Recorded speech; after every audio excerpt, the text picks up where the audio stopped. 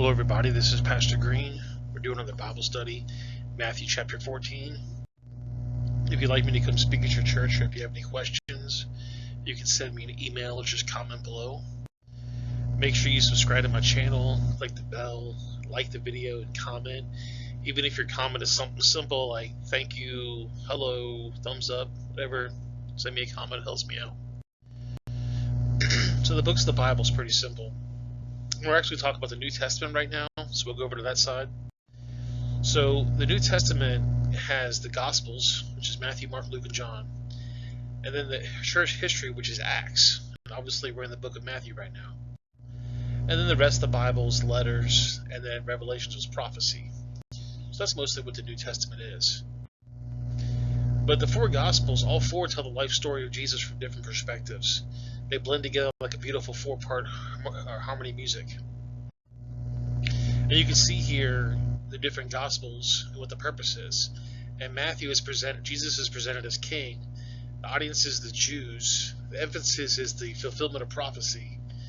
It begins with Abraham and David, and it ends with the resurrection. And it's a little bit different between the different books.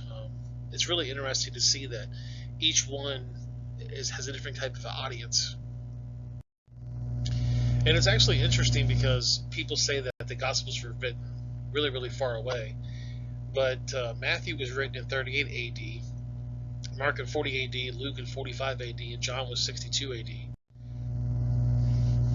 And the four Gospels actually talk about the different people and what their backgrounds are, and why they believe Jesus is who they are. They walked with Jesus. All of them were actually part of Jesus' disciples, except for Luke. And Luke was actually going around interviewing people to get information about Jesus. So Matthew 14 verse 1. At that time Herod the Tetrarch heard the fame of Jesus, and said to his servants, "This is John the Baptist. He is risen from the dead, and therefore mighty works do show forth themselves in him." So Herod thought that Jesus was just John the Baptist, basically reincarnated. And the word Tetrarch basically just means the governor of one of the four divisions of a country or province. So in Rome, there was actually four different people that were in charge, and Herod was one of them. For Herod had laid hold on John and bound him and put him in prison for Herodias' sake, his brother Philip's wife. For John said unto him, "It is not lawful for thee to have her." John told Herodias he's not allowed to have Philip's wife because Philip lost her.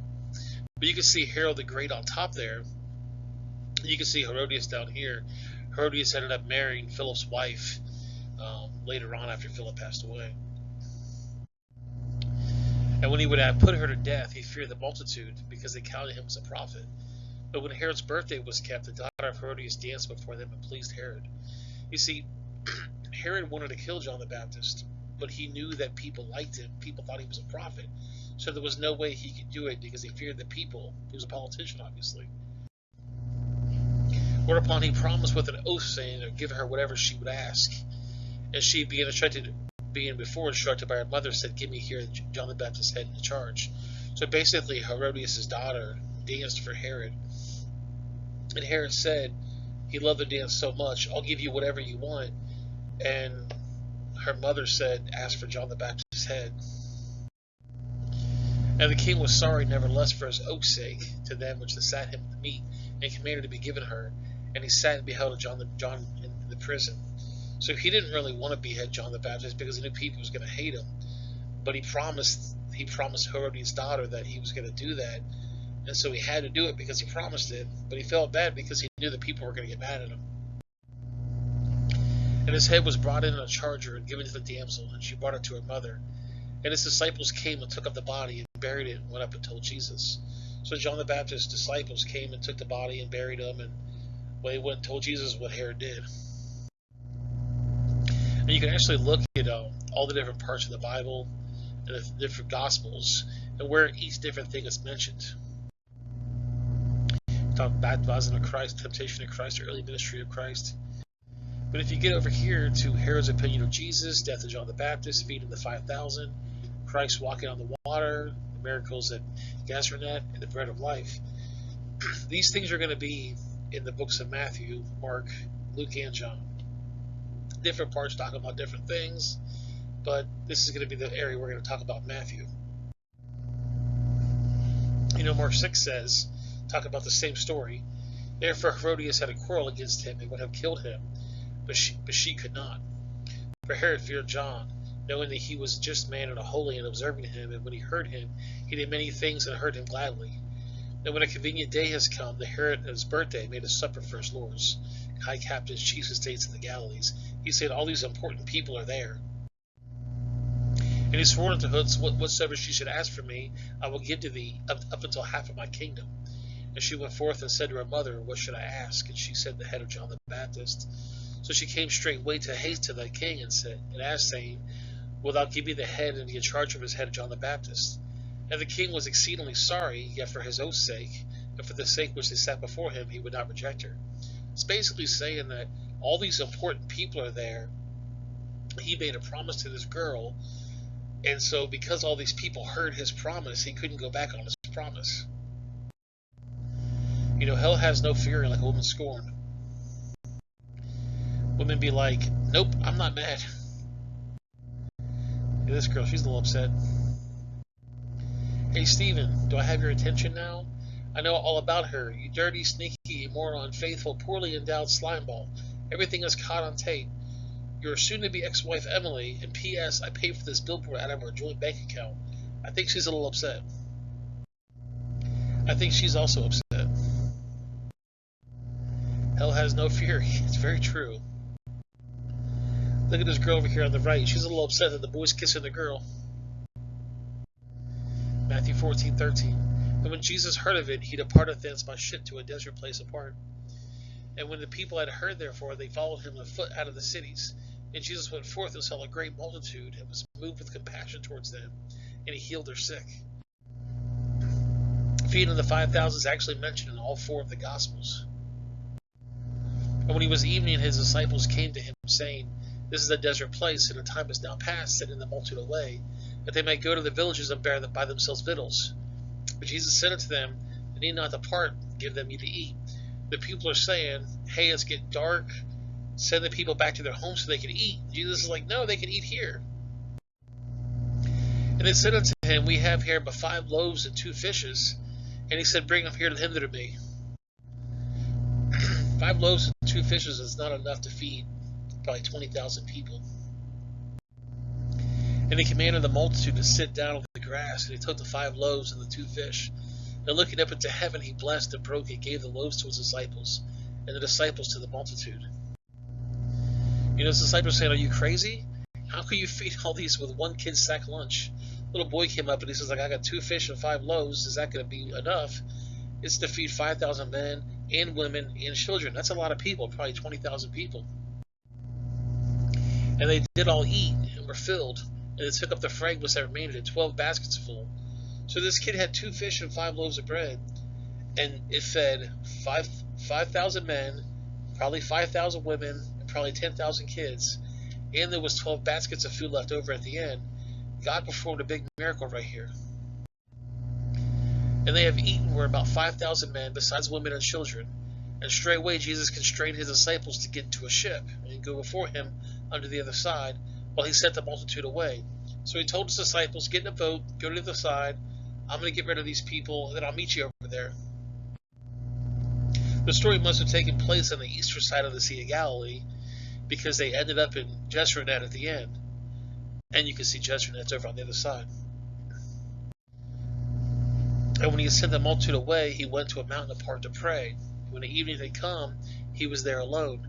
And the ship was now in the midst of the sea, tossed with the waves, for the wind was contrary.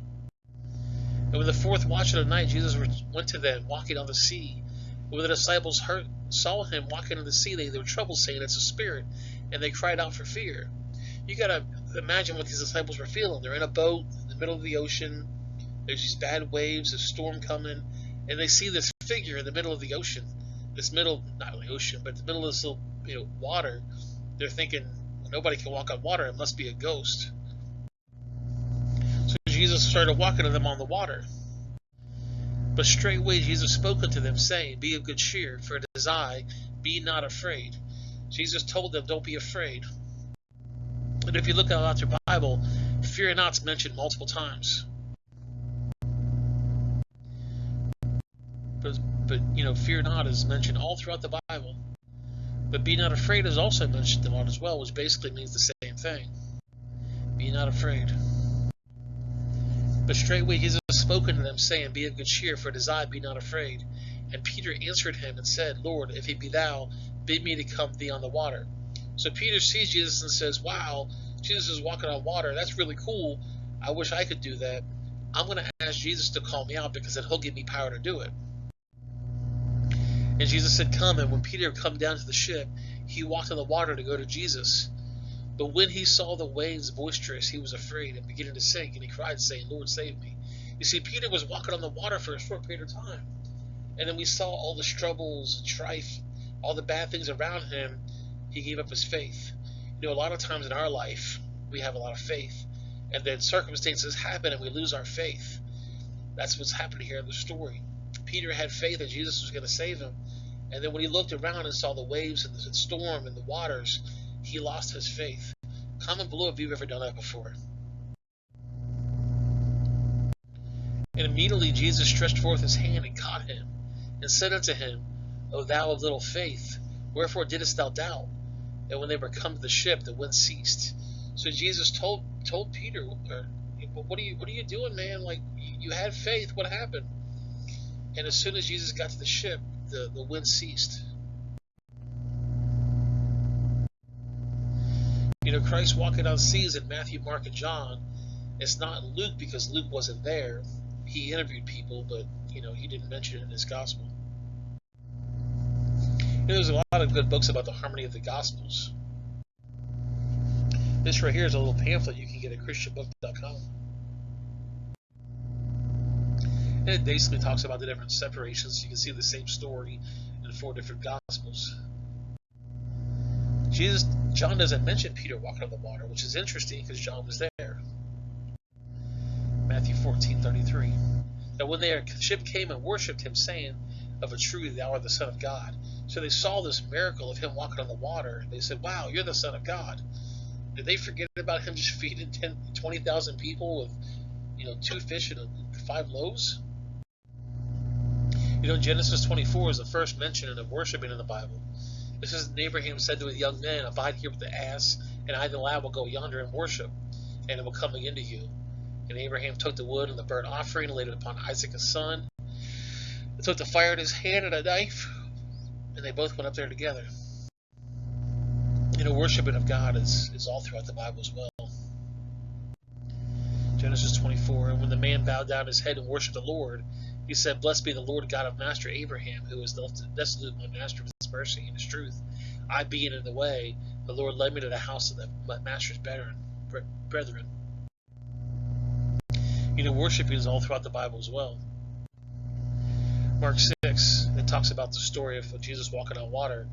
As he saw them rowing, for the wind was contrary to them, and about 1/4 of the night he had come to them, walking upon the sea, would have passed by them. But when he saw him walking on the sea, they supposed it to be in a spirit, and cried out. For they saw him and was troubled, and immediately he talked with them, and said to them, Be of good cheer, for it is I, be not afraid. And he went up to them in the ship, and the wind ceased.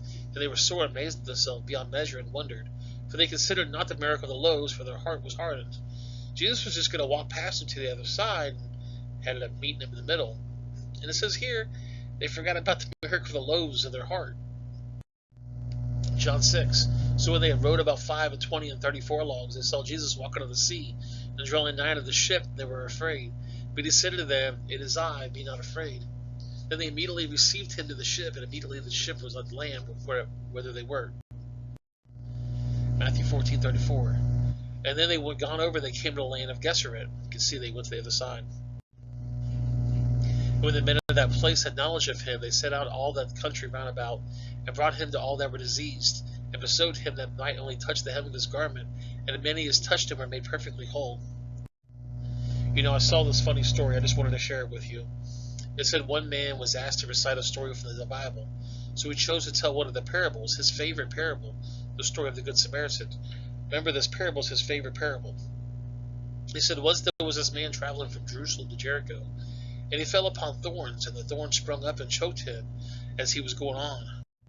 And he didn't have much money, so he met the Queen of Sheba, and she gave him 1,000 talents of gold and 100 charges of raiment. And he got into a chariot and drove furiously. And when he was driving under a big juniper tree, his hair got caught by the limb of the tree, and he hung there many days. And the ravens brought him food to eat and water to drink, and he ate 5,000 loaves of bread and 2 fishes. And the night when he was hanging there asleep, his wife Delilah came along and cut off his hair, and he dropped and fell on stony ground. But when he got up and continued on, soon it began to rain. And it rained for 40 days and 40 nights, and the waters rose so high and the great swift swallowed him. But he threw him up 3 days later. Being confused by all these events, he hid himself in a cave and lived in locusts and wild honey. And when the rain stopped, he went to a servant who said, "Come and take supper at my house." But the man made excuses and said, "No, I won't. I have married a wife and I can't go." But the servant went up to the highways and hedges and compelled all them to come in. After supper, he went on his way and finally came down to Jericho. When he got there, he looked up and saw that old Queen Jezebel sitting up in a window. And he laughed at her. She laughed at him. The man became furious and said, "Throw her down out there." So they threw her down.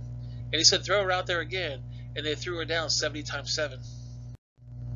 And out of the pieces of remain, they picked up 12 baskets full, besides the women and children. Then the men said, "Blessed are the peacemakers," because, they had pieces there. Now, whose wife will she be in the judgment day? I thought that was a funny story.